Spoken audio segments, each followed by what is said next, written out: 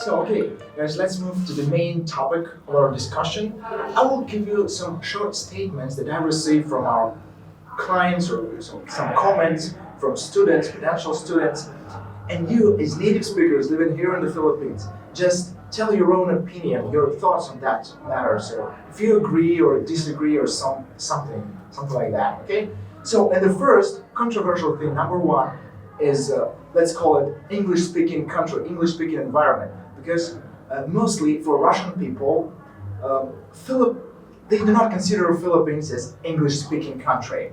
So that's why they doubt the possibility to practice English here, because some tourists say Filipino people are not as good at English as you think. So they have poor grammar, vocabulary range is poor, and also an incomprehensible accent, so you won't be able to understand them, you won't be able to communicate with them properly. So you are native speakers from the United States, from Canada. Are you able to communicate here with the Filipino people, with local people? Are you able to find some other native speakers to communicate with, have a conversation with?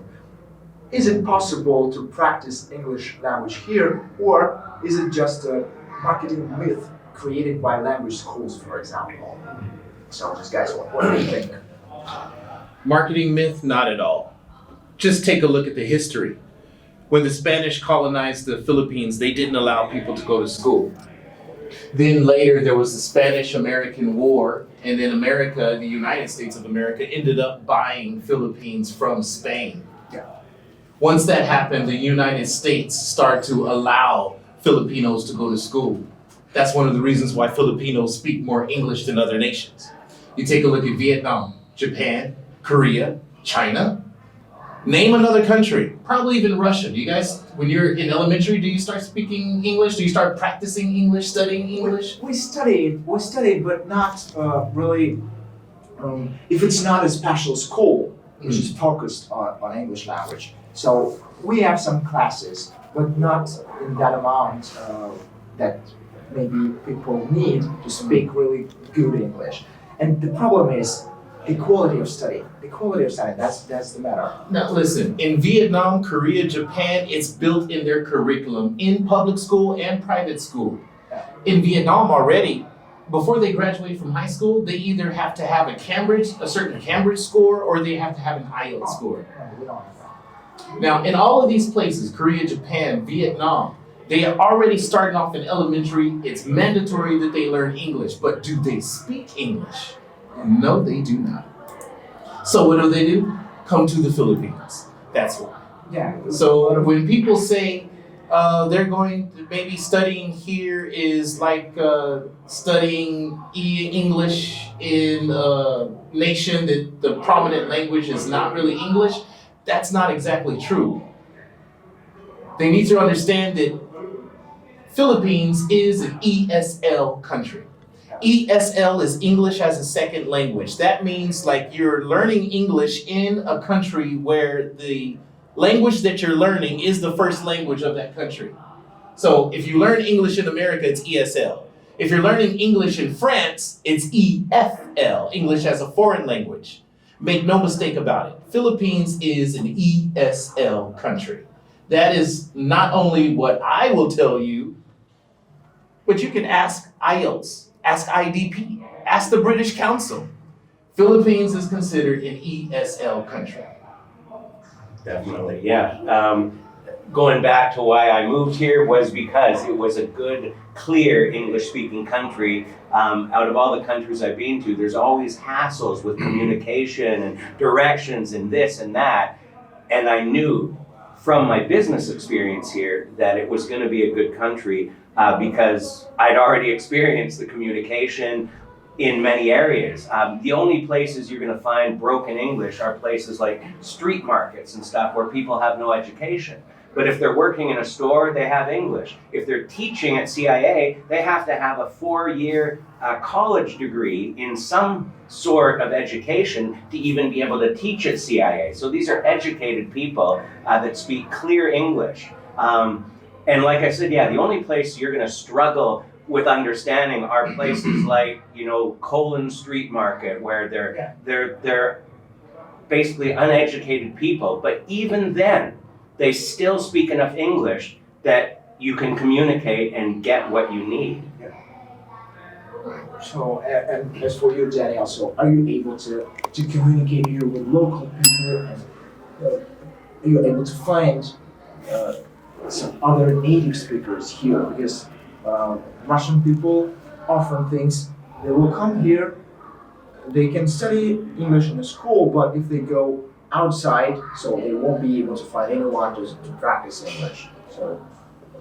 Yeah, well, absolutely. I mean, it's as we've been saying. I couldn't agree more that we're in a country. We are in a foreign country, or we're not in our native countries, and you will not, and I challenge anybody to do this. You will not find another country in the world that you go to that has the number of of English speakers, people that speak English, and I'm not just saying at a basic level. It's like, okay, it's not their first language. That's what we have to consider. Yeah, it is not the Filipinos. For the United Nations even confirms that it's not a native English-speaking country, which to me makes it even more amazing that people can speak it at, just to give it numbers, 80 and 90% and higher. So there is some. I saw a question once about about Filipino accents and things like. Well, yeah, they're going to have accents, but it's not so cut and dry that don't go to the Philippines, go to Ireland, or go to the U.S. Well, we grew up in the United States, and I don't know about Dominic, but we have our share of people that don't speak English very well or very clearly, maybe even in Canada, maybe Canadians. Oh yeah, we got that too. But in the U.S., there's areas where it's poor, and I wouldn't want to go there. I wouldn't send, if I had a son or daughter from another country, I wouldn't want to send them there to really learn English. So that's kind of a long answer, but I think that's. But yeah, there's a lot of opportunities, and I think that's what makes it culturally a great place to come to, because if you have lessons, let's say hypothetically 9 to 4 o'clock in a day, you finish at 4 and then you go back to your apartment. When I go back to my apartment in China and I go out to, when I work there, there's the English it's done. You go to a restaurant, maybe some people, now everybody has apps, they translate and show you, but here it's like, you get a ride, you get in a taxi, and people can communicate, like Sean, these guys are saying. So absolutely, a lot of opportunities, and there's good amount of foreigners here that like us that we can meet in certain areas. So anyway, Yes. So that's what I also think, that because I am always able to find local people with a quite good level of English. So, for example, I don't know, my property manager. So. His English is really good. I don't know if he studied somewhere outside of the Philippines or he studied English here, but his English is good. Of course, he has accent, but I don't think it's a problem, because we'll come to accents a little bit later, because it's also a big concern of Russian people when they think about studying English. So we really, I don't know why, really worried about accent. So, but I'm able to find local people here with a good level of English. If you go to a hospital, for example, you need a doctor's consultation, you will speak English there. If your level of English is quite alright, so you don't need any Google Translate or ChatGPT or something, because the doctor, he or she, they will speak English. Your receipt will be in English. Your diagnosis, right, will be in English. So it will be English. So that's what, if you go to a bank, so that's what it's all in English. Contracts are in English. Yes. Lease agreements Yeah. for your apartment is in English. The Filipino Constitution is in English. That's why I say this is an ESL country. Yeah, so that's what I think about when we speaking about English language environment.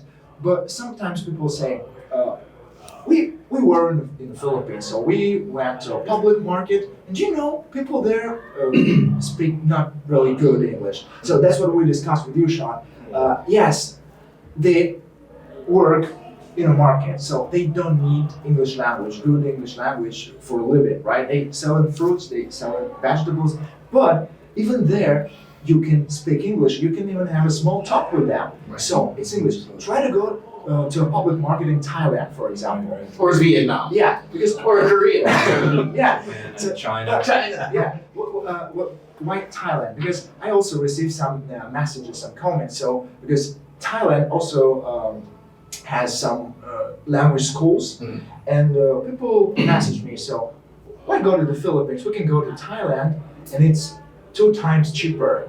And I say first, yes, it's cheaper. Of course, no doubt about that. But first, here in the Philippines, language schools usually so they provide 50 classes a week, and at least 20 classes will be man-to-man, so you and the teacher.